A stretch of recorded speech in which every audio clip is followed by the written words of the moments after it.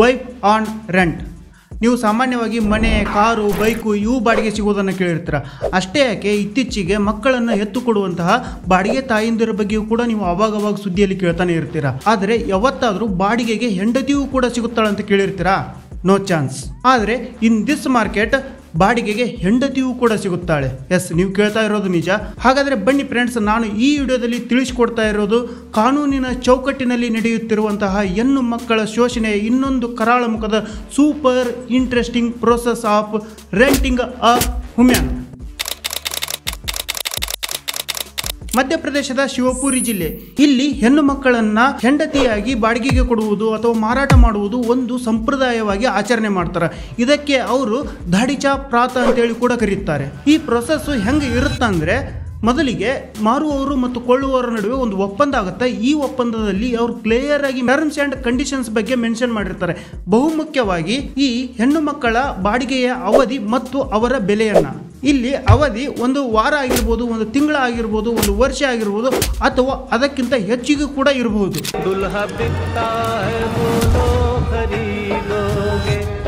ಇಲ್ಲಿ ಒಮ್ಮೆ ಒಪ್ಪಂದ ಮುಗಿದ ಮೇಲೆ ಅವರು 10 ರೂಪಾಯಿ, 50 ರೂಪಾಯಿ, 100 ರೂಪಾಯಿ ಅಫಿಷಿಯಲ್ ಸ್ಟಾಂಪ್ ಮೇಲೆ ಎರಡೂ ಪಾರ್ಟೀಸು ಸಹಿ ಮಾಡುವ ಮೂಲಕ ಈ ವ್ಯವಹಾರವನ್ನು ಮುಗಿಸ್ಕೊಂತಾರಪ್ಪ ಅಂತಂದ್ರೆ, ನಾನು ಮೊದಲೇ ಹೇಳಿದ್ದು ಕಾನೂನಿನ ಚೌಕಟ್ಟಿನಲ್ಲಿ ನಡೆಯುತ್ತಿರುವಂತಹ ಇನ್ನೊಂದು ಹೆಣ್ಣು ಮಕ್ಕಳ ಶೋಷಣೆಯ ಕರಾಳ ಮುಖ ಅಂತೇಳಿ. ಹಾಗಾದ್ರೆ ನಿಮ್ಗೆ ಇಲ್ಲಿ ಒಂದು ಡೌಟ್ ಬರಬಹುದು, ಇವರನ್ನ ಮಾರಾಟ ಮಾಡುವವರು ಯಾರು ಅಂತೇಳಿ. ಇಲ್ಲಿ ಕೇಳಿ ಇದನ್ನ.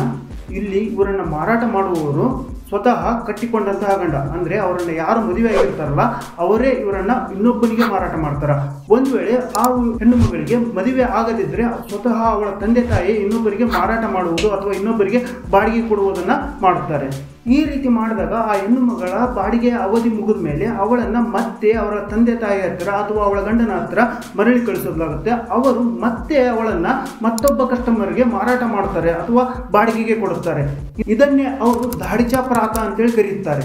ಇನ್ನು ಬೆಲೆ ವಿಚಾರಕ್ಕೆ ಬರುವುದಾದ್ರೆ, ಒಬ್ಬೊಬ್ಬರಿಗೆ ಒಂದೊಂದು ತರ ಬೇರೆ ಬೇರೆ ಆದಂತಹ ಬೆಲೆನೇ ನಿಗದಿಯಾಗಿರುತ್ತೆ.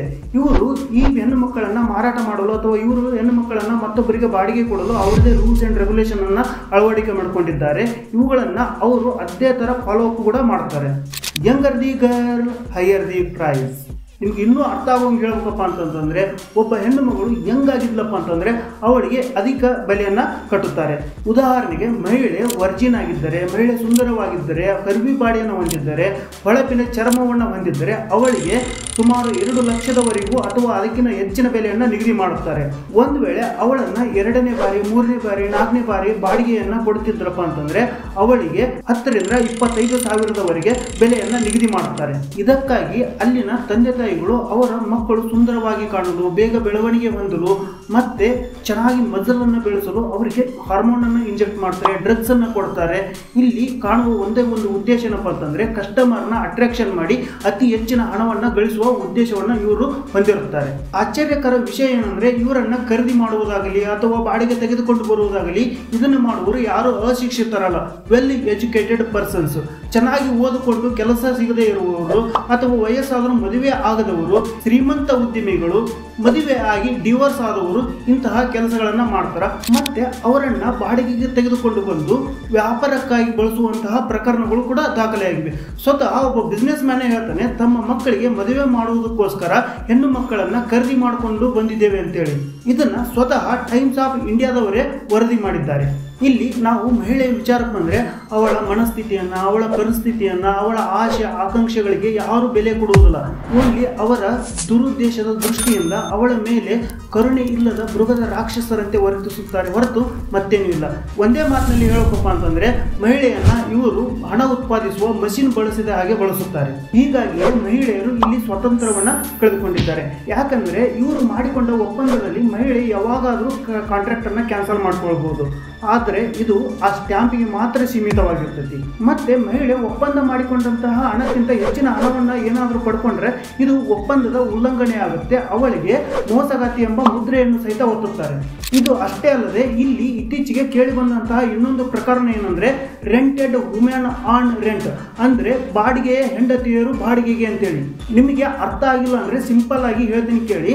ಒಬ್ಬ ಮಹಿಳೆಯನ್ನ ಬಾಡಿಗೆಗೆ ತಂದು ಮತ್ತೊಬ್ಬರಿಗೆ ಬಾಡಿಗೆಗೆ ಕೊಡುವುದು, ಅದು ಮತ್ತೊಬ್ಬ ಪುರುಷನಿಗಾದರೂ ಇರಬಹುದು, ಹೊಲದಲ್ಲಿ ಕೆಲಸ ಮಾಡಲು ಆದರೂ ಇರಬಹುದು, ಅಥವಾ ಫ್ಯಾಕ್ಟ್ರಿಯಲ್ಲಿ ಕೆಲಸವನ್ನ ಮಾಡಲು ಆದರೂ ಇರಬಹುದು. ಅಂದ್ರೆ ಇಲ್ಲಿ ನಿಮ್ಗೆ ಅರ್ಥ ಆಗಿರುತ್ತೆ, ಹೆಣ್ಣು ಮಗಳನ್ನ ಗುಲಾಮಗಿರಿ ಅಡಿಯಲ್ಲಿ ಇನ್ನೂವರೆಗಾದರೂ ಬಳಸ್ಕೊಳ್ಳುತ್ತಿದ್ದಾರೆ ಅಂತೇಳಿ. ಇದನ್ನ ಯಾರು ಕೂಡ ಪ್ರಶ್ನಿಸುವುದಿಲ್ಲ. ಹಾಗಾದ್ರೆ ಹೇಳ್ತೀನಿ ಕೇಳಿ, ಒಮ್ಮೆ ಆ ಮಹಿಳೆಯರು ಅಥವಾ ಆ ಹೆಣ್ಣು ಮಕ್ಕಳು ಬಾಡಿಗೆ ಪಡೆದ ನಂತರ ಅವರು ಊಹಿಸಲಾಗದ ತೊಂದರೆಗಳನ್ನೆಲ್ಲ ಅನುಭವಿಸುತ್ತಾರೆ. ಇಲ್ಲಿ ಹೆಣ್ಣು ಮಕ್ಕಳು ಬಾಡಿಗೆ ಪಡೆದಂತಹ ಗಂಡನ ಜೊತೆ ಅಷ್ಟೇ ಅಲ್ಲದೆ ಬೇರೆ ಪುರುಷರೊಂದಿಗೆ ಲೈಂಗಿಕ ದೌರ್ಜನ್ಯಕ್ಕೆ ಸಹಿತ ಒಳಗಾಗುತ್ತಾರೆ. ನಾನು ನಿಮಗೆ ಒಬ್ಬರದು ರಿಯಲ್ ಸ್ಟೋರಿ ಹೇಳ್ತೀನಿ ಕೇಳಿ. ಈ ಪ್ರದೇಶದಲ್ಲಿ 8ನೇ ವಯಸ್ಸಿನಲ್ಲಿ ಬಾಡಿಗೆ ಹೋಗಿದ್ದ ರೇಷ್ಮಾಳ ಹೇಳಿಕೆ ಏನಾಗಿತ್ತಂದರೆ, ನನ್ನ 4 ಪಟ್ಟು ವಯಸ್ಸಿನ ವ್ಯಕ್ತಿಯೊಂದಿಗೆ ನನ್ನ ಮದುವೆ ಆಗಿದೆ ಎಂದು ನನಗೆ ಅರಿವಾಗುವಷ್ಟರಲ್ಲಿ ನಾನು ಬಹಳ ಮುಗ್ಧಳಾಗಿದ್ದೆ ಎಂದು. ನೀವು ಇಷ್ಟೇ ವಿಚಾರ ಮಾಡ್ರಿ, ರೇಷ್ಮಾಳು ತನ್ನ ಜೀವನದಲ್ಲಿ ಒಟ್ಟು 9 ಪುರುಷರೊಂದಿಗೆ ಜೀವನವನ್ನು ಸಾಗಿಸಿದ್ದಾಳೆಂದರೆ ಅವಳು ತನ್ನ ಜೀವನದಲ್ಲಿ ಎಷ್ಟು ನೋವನ್ನು ಅನುಭವಿಸಿರ್ಬೋದಂತೇಳಿ.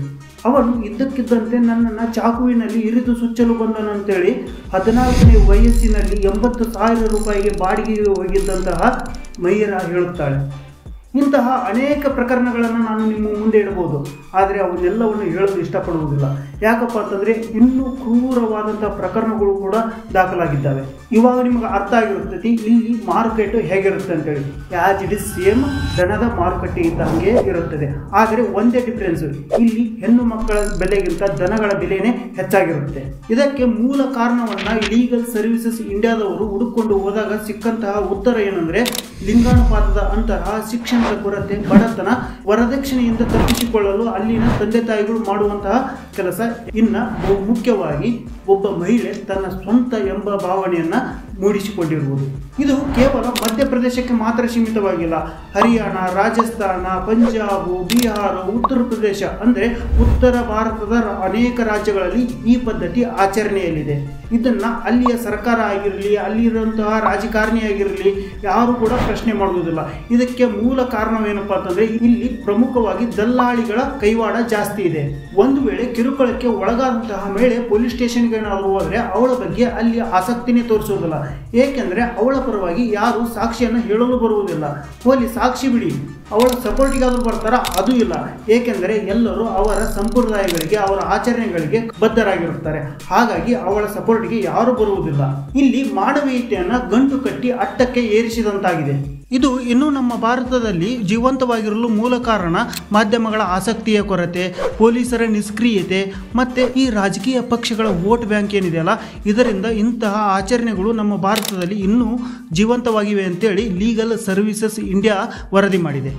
ಅಷ್ಟೇ ಯಾಕೆ ನಮ್ಮ ಭಾರತದಲ್ಲಿ ವಧು ಕಳ್ಳ ಸಾಗಾಣಿಕೆ ತಡೆ ಕಾಯಿದೆ, ಅನೈತಿಕ ಸಂಚಾರಿ ತಡೆ ಕಾಯಿದೆ, ಮಾನವ ಕಳ್ಳ ಸಾಗಾಣಿಕೆ ಮತ್ತು ಗುಲಾಮಗಿರಿಯ ವಿರುದ್ಧದ ಕಾಯ್ದೆ, ಭಾರತೀಯ ದಂಡ ಸಂಹಿತೆಯಂತಹ ಅನೇಕ ಕಾಯ್ದೆಗಳಿವೆ. ಇವುಗಳಲ್ಲಿ ಅಷ್ಟೇ ಲೂಪ್ ಹೋಲ್ಸ್ ಕೂಡ ಇವೆ.